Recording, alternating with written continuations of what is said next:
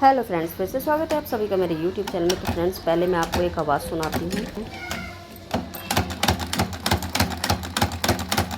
जैसे कि आपने मशीन की आवाज़ सुनी है, आपको लग ही रहा हो कि मशीन के नीचे शटल में कुछ ना कुछ फंसा हुआ है, या धागा हो सकता है या कोई भी गंदगी हो सकती है।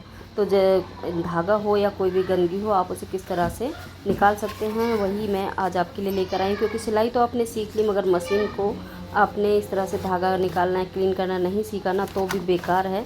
तो सबसे पहले आपको बिगिनर्स के लिए बहुत ही यूज़फुल है और आपको ये सीखना भी चाहिए। तो यहाँ पर जैसे कि आप देख रहे हैं कि मैं यहाँ से इसमें से गंदगी निकाल रही हूँ, क्योंकि हर वीक मैं इसकी सफाई करती रहती हूँ। और यहाँ पर इस तरह से ये देखिए डस्ट इसके अंदर आ जाती है, हमारे कपड़ों से निकलकर, बकरम से निकलकर इस तरह से इसमें जमा हो जाती है। और यहाँ पर इसको क्लीन करना बहुत ज़रूरी है, क्योंकि यही स्टल के अंदर जाती है और वहीं से ही उसके अंदर यहाँ पर मशीन हमारी आवाज़ करना स्टार्ट कर देती है। तो इसके लिए सबसे पहले देखिए हम इसको खोलना सीखेंगे। तो यहाँ पर जो दो नट्स लगे हुए हैं, इनको हमें खोलना है। अगर नॉर्मली ये नहीं खुलते हैं तो आप इनको थोड़ा सा इसमें जो मशीन वाला ऑयल होता है उसको ड्रॉप करके डाल दीजिए, और थोड़ी देर में ये आपके बहुत आसान तरीके से खुल जाएंगे। तो इस तरह से मैं यहाँ पर इनको पहले खोल लेती हूँ। पहले इसको निकाल के देखेंगे कि इसके अंदर क्या है, जिससे कि हमारी जो मशीन है ना, वो बहुत आवाज़ कर रही है। तो यहाँ पर इस तरह से दोनों नट्स को निकाल लेंगे। आप इसमें किसी और की हेल्प भी ले सकते हैं, अगर आपसे खुद से नहीं इस तरह से निकलता है। तो मैं इसे खोलने से पहले आपको एक चीज़ का ध्यान रखना है कि आपकी जो निडल है वो ऊपर की तरफ होनी चाहिए, यानी वो नीचे शटल वाले पार्ट के अंदर नहीं होनी चाहिए, वरना ये निकलेगा नहीं या फिर आपकी सुई टूट जाएगी। तो यहाँ पर मैंने इसको निकाल लिया है। अब यहाँ पर देखिए हम इसमें देखते हैं कि इसके ऊपर कितनी सारी जो डस्ट है वो लगी हुई है, और इसके अंदर भी हम खोल के देखेंगे कि किस वजह से ये आवाज़ कर रही है। तो यहाँ पर देखिए ये जो वाला पार्ट होता है, इसको हम इस तरह से निकाल लेंगे पीछे की तरफ करते हुए। और यहाँ पर आपको ध्यान रखना है कि ये इधर वाला पार्ट है, ये अंदर की तरफ का होता है, ये जहाँ पर ये इस तरह से एक और नट लगा हुआ है।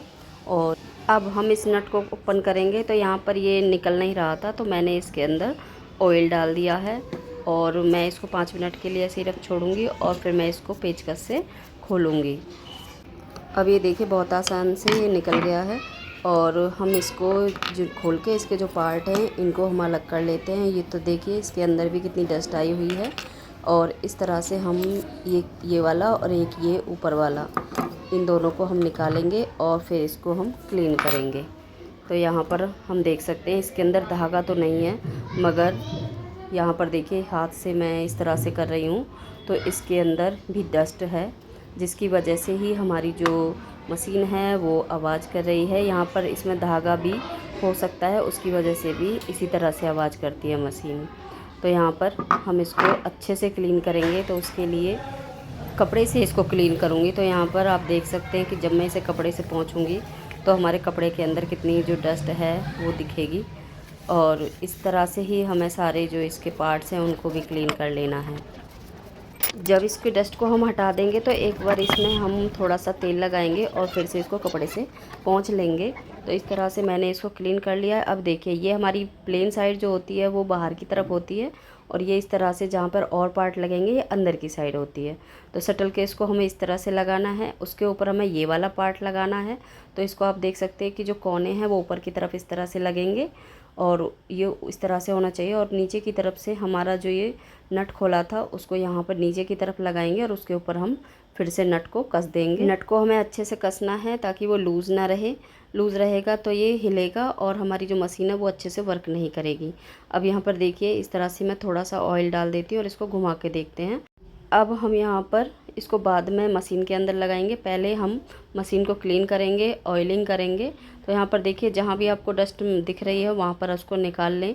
जो प्रेशर फुट है उसके नीचे इस तरह से आप पेचकस से डस्ट को निकाल सकते हैं, क्योंकि यहाँ पर जो बुकरम वगैरह होती है ना उससे डस्ट निकलती है, और छोटे छोटे धागे वगैरह भी इसके अंदर आ जाते हैं।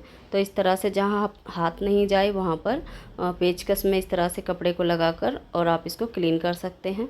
तो अच्छे से क्लीन करने के बाद ही हम इसकी ऑयलिंग करेंगे।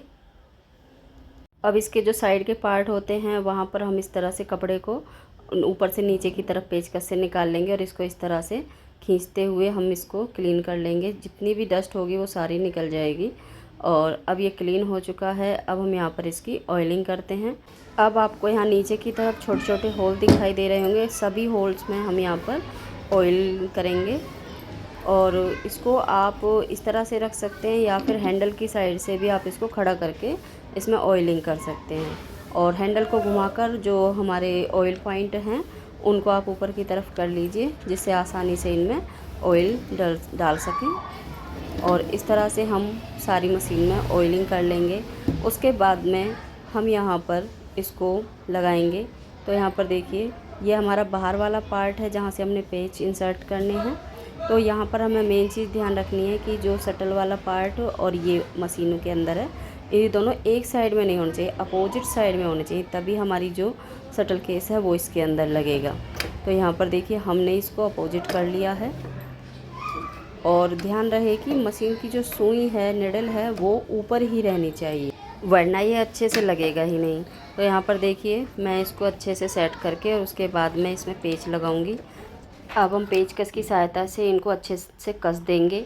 यहाँ पर भी हमें ध्यान रखना है कि पेच ना अच्छे टाइटली ही कसने हैं आपको। एक बार ऐसा ही हुआ था मेरे साथ में, ये लूज़ रह गया था और फिर से आवाज़ करने लगा और मेरी सिलाई जो है वो भी ख़राब आने लगी। तो मैंने इसको देखा, टाइट किया और फिर से सिलाई जो है वो सही आने लगी थी। अब यहाँ पर देखिए, इसको आप थोड़ा सा घुमा कर देख लीजिएगा एक बार कि जो हमारी मशीन अच्छे से चल रही है, तो इसका मतलब हमारा शटल केस है वो अच्छे से सेट हो चुका है। आप देख सकते हैं ये अच्छे से चल रही है। अब हम यहाँ ऊपर की तरफ भी ऑयलिंग कर लेते हैं। तो यहाँ पर जो होल होते हैं उनमें तो ऑयलिंग करनी है, और हैंडल के साथ में है वहाँ भी आपको ऑयलिंग करनी है। और पीछे की तरफ से यहाँ पर 2 होल दिए हुए हैं, एक तो ये वाला, इसको ओपन करके ऑयलिंग करनी होती है, और इधर की साइड में जो है वहाँ भी आपको ऑयल डालना है। तो इस तरह से हम पूरी मशीन को इस तरह से ऑयलिंग कर लेते हैं। और उसके बाद 5 से 6 घंटे के लिए आप इसको रेस्ट पर रख दीजिए और उसके बाद में आप इसका यूज़ कीजिए। और हाँ, मशीन को कभी भी धूप में नहीं रखना चाहिए, क्योंकि कुछ मैंने सुना है कि मशीन को तेल डालने के बाद में धूप में रखने की सलाह देते हैं। तो धूप में रखने की नहीं चाहिए, इससे मशीन ख़राब हो सकती है। तो इस तरह से देखिए, हमारी जो मशीन है वो अच्छे से हमने इसमें ऑयल डाल लिया है और थोड़ा सा हमने इसको पोंछ लिया है। अब हम इसको रख देंगे। उससे पहले मैं आपको इसको चला के दिखा देती हूँ कि जो कि हैवीनेस इसमें हो रही थी और जो हमने कचरा निकाला इसके अंदर से, उसके बाद में कैसी चल रही है। वीडियो अच्छी लगी हो तो लाइक करें, कमेंट करें, शेयर करें।